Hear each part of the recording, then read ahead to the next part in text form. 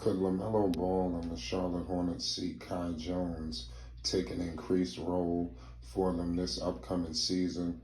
Hell, he's going into his second year, coming off a rookie campaign where he didn't really see much.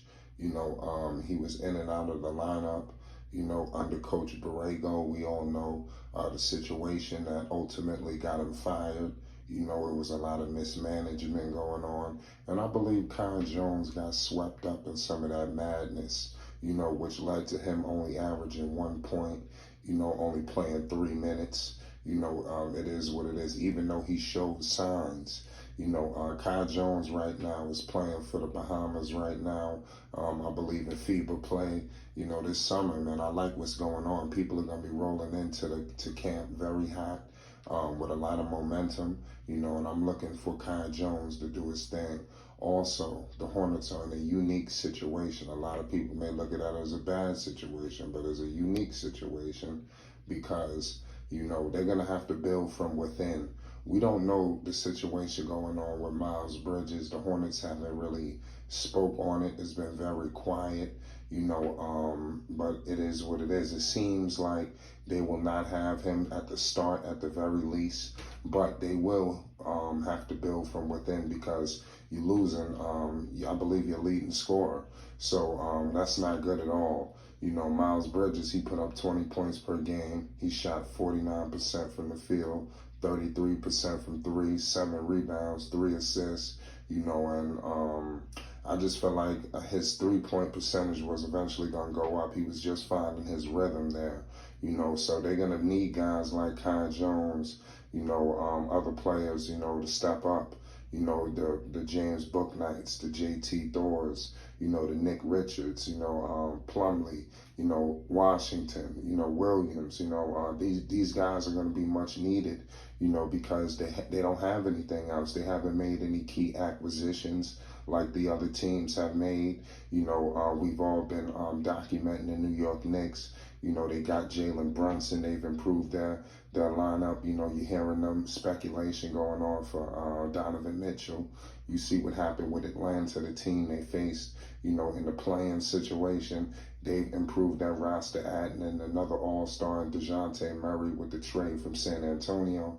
So Charlotte is clearly, up for an uphill battle to make the postseason. It's going to be very interesting to see if they even can get there. But Kai Jones is going to be one of the guys to help drive them if they, are to get there, because Lamelo Ball is going to need guys to step up. And I like, what Kai Jones is doing with the Bahamas because he's playing an increased role for them, so it should translate.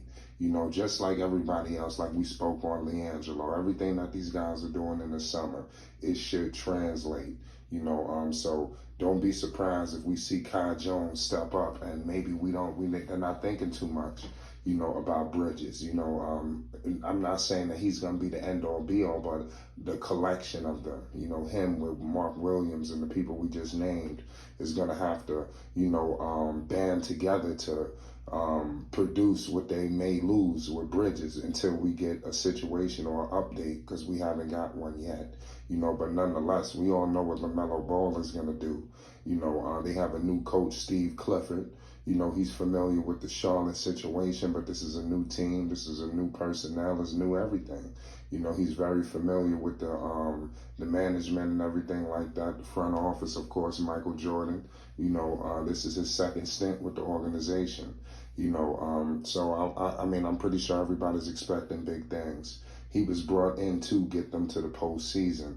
So I'm expecting him to, elevate these guys. You've seen what he did in Orlando when he had a young team. Did he get to a championship? No, but he did get to the postseason. So that's what everybody's looking for them to do now. Lamelo Ball is going to step up after getting that number change. I want to know what they're going to do with Gordon Hayward. We don't know that just yet. That's why it's going to be very important for everybody to step up this year, because they didn't add anybody. So the organization is, you could take it one way or you could take it another way. Maybe they're taking it as they got talent. They gotta figure this thing out. Lamelo Ball, headed into his third season. You know, he's going to do his thing. I believe his assist numbers will go up. He's a triple-double threat.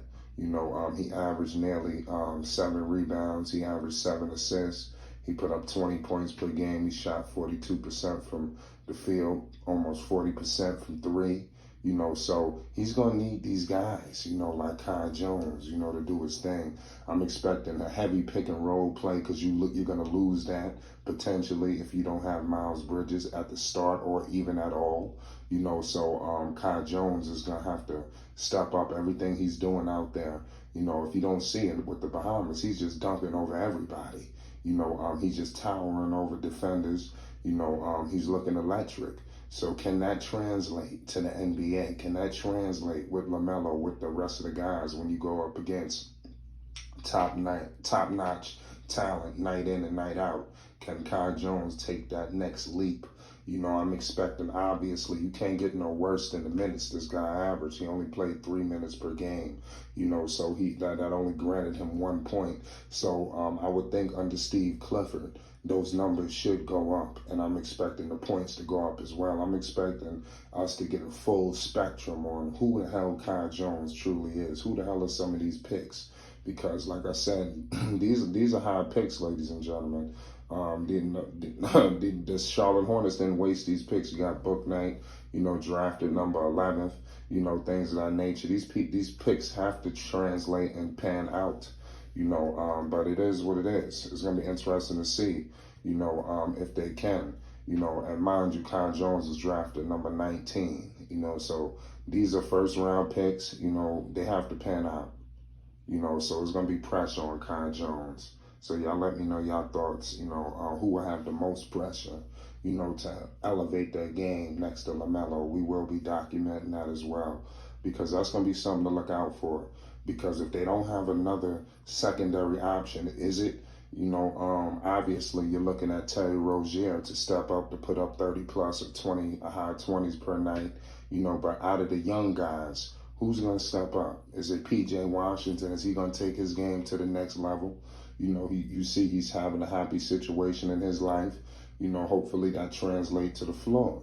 You know, so it's going to be interesting. This season is going to be very crazy, and it's going to be very interesting in the beginning for the Charlotte Hornets, because that's where the season, I believe, will be won. If they get off to a horrible start, you already know what time it is. But if they could somehow, you know, stand tall, you know, and compete, you know, I think they could have a sustainable season, you know, and weather the storm, and at the very least, get to the play-in again, hopefully having home court advantage, and it should make the difference. That's what I'm predicting for the Charlotte Hornets. At the very least, they get to the play-in, but this time with home court advantage under Steve Clifford, and they get the job done. It's Flight Sports TV. You already know what it is.